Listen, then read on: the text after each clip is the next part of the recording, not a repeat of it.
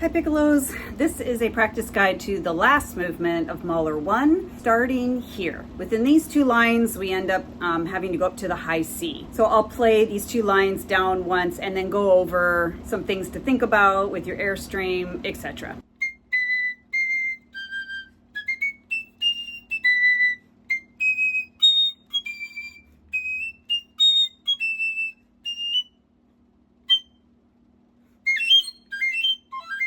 Okay, so just a few things. The articulation lengths or note lengths are with the dots on the half notes. Ya, ba, ba, like that. So kind of placed with a tiny bit of space in between, which helps us a lot when we get to this measure where we have E flat, we have to hop over to the B flat, and then go to A flat using the alternate. You have the time to hop over there. So the high B flat can be on the longer side. E flat, ba, ta da, da, yum, ba, ba, da, da, like that. And then when we get to these triplets going up to the high C, ba, yum, ba, yum, ba, yum. In general, getting up to the high C, it's all about keeping the resistance of the airspeed without increasing your quantity of air as you go up to prevent the thing, which is very common to do. So in slow motion, yeah, and another thing, when you get up to high C, pinky off for C. I think mine comes off kind of like on the way, but at least by the time you get to high C, pinky needs to be off. And my air just stays fast, and my resistance of the air stays and increases a little tiny bit. So I'm like blowing very cold air to colder air as I go up, is another way to think of it. Another thing to think about is once you get up to the high C, you need to really readjust the speed of your airstream for that next G right here. It's very easy to go, just like completely overblow everything else. You could even practice landing on that G.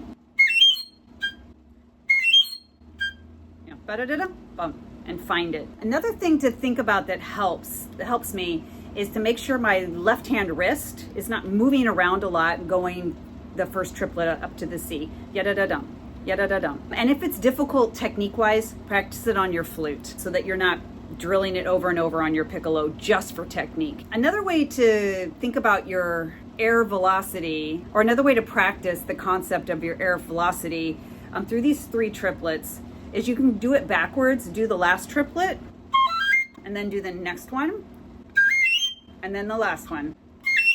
So the velocity, the speed of the air, and the resistance of the air gets more with each one. Once you kind of really think about how fast your air is going for each one of those, then do it in the correct order, starting with the fastest air. So my air speed changes quite a bit for each one of them. Well, quite a bit for the piccolo. So everything's in microscopic amounts on the piccolo, but it's a noticeable change of air velocity, I think. Okay, so enough of that. Before 10, we have this line. It's not really hard at all, but just if this is helpful for somebody. I've had a few times where I've played this, where I start out single tongue, ta-ha, ta-ta, ta-ha, ta-ta, ta, because it's not very fast, and then I always regret it. It's just, I think it's always best with double tonguing, and then so you don't get tripped up.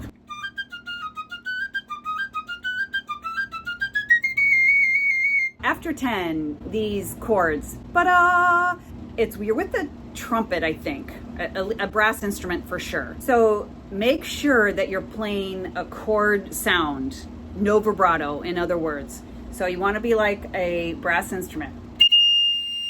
So you don't want to be doing this. You'll sound insane, and it's the wrong style. After 33, just scales. It's like C major scale. Take advantage of the articulation mark, the upside down V. It helps reel it in so it's not out of control. So you have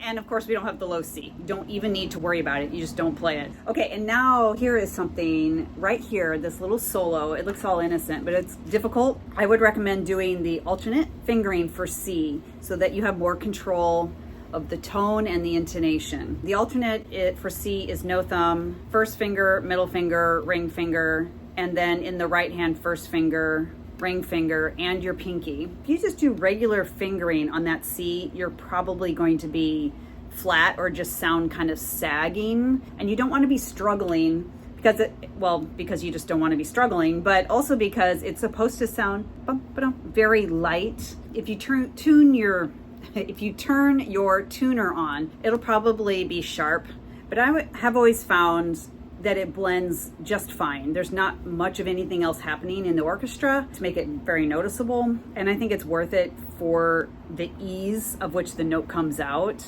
Just sounds very light and exactly the right texture that you need right here.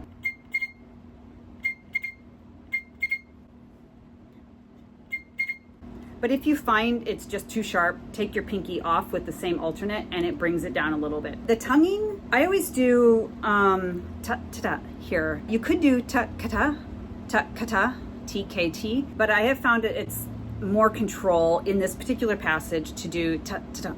And also you could think of it so it doesn't feel like you're coming in cold, like, oh, you know how when we have a solo on the piccolo on a kind of a squirrely note, and our first entrance can cause us a little bit of anxiety. But just know that you're an extension of the flute line. So the flutes are playing, you have these cues. So mentally, you're connecting the line.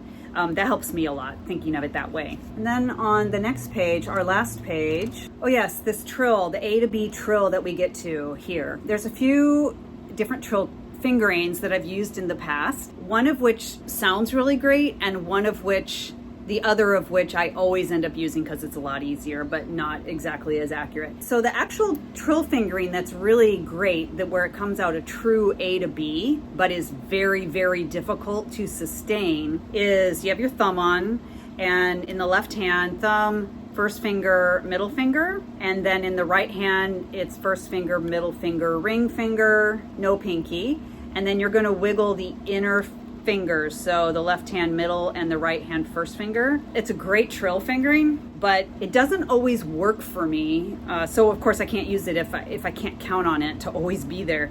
But anyway, this trill, I'll back up a little bit. Get it out, it's okay, but I can only get one measure at a time, and so I'm gonna have to breathe every measure. The other thing to consider, you're in unison with the second piccolo, so whatever trill fingering you're doing, the other piccolo player should also do it as well. Otherwise, it's not gonna sound good at all. So if you're gonna commit to this fingering, your partner in crime is also going to have to do that. So just something to consider. But the fingering I always resort to is I just finger regular high A and then just wiggle both trill keys. It sounds like nothing if I'm just by myself, but with the whole orchestra, I think it has enough of an effect of just, just insanity, which is if you're, again, both piccolo players are doing that, the effect I think is there. So with both trill keys,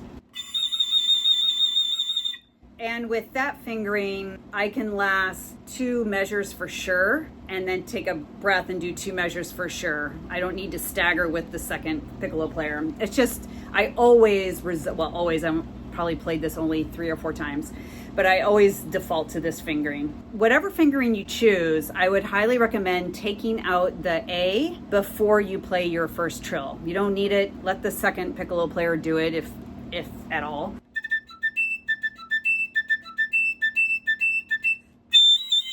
And there's a retard. So it'll seem like it's never going to end, that trill. So you want to be comfortable. So I would just recommend the first and second trill key. It'll be just fine. This last A here, no vibrato, of course. Take a good breath, and then you need to sustain the whole way. You can't be taking a breath, or ideally, you don't want to be taking a breath and coming back in. It needs to be all the way. So having said that, you want to, like I say a lot with the high register, blow just enough air and air velocity for the note to speak, and that is it. It does not need to be fortissimo. I mean, no dynamic is written there either anyway, but everything's loud in the orchestra. Just do enough for A to come out so that you can sustain yourself. And the last line, just very short on the triplets. Da-ga-da-da, da-ga-da-da, da-ga-da-da. Okay, so hopefully those little bits were helpful. Please hit subscribe if you haven't already. I have an ongoing playlist of these types of practice guides, and then you would get that notification of when I get the next practice guide up. Also, this particular movement from this symphony was per request.